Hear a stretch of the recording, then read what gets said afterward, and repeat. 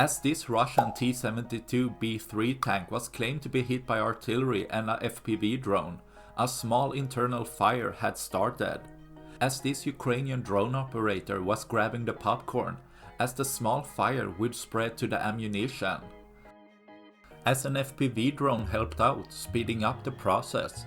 As the first explosion occurred, tossing some smaller parts away, creating more smoke and a larger fire, really ramping up the destruction process of the tank.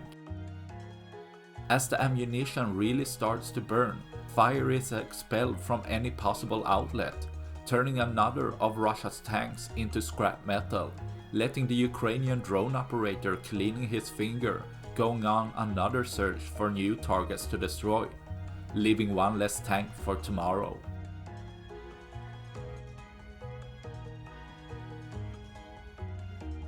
That's all I had for this video. Please like and subscribe for more. Thanks for watching. Bye.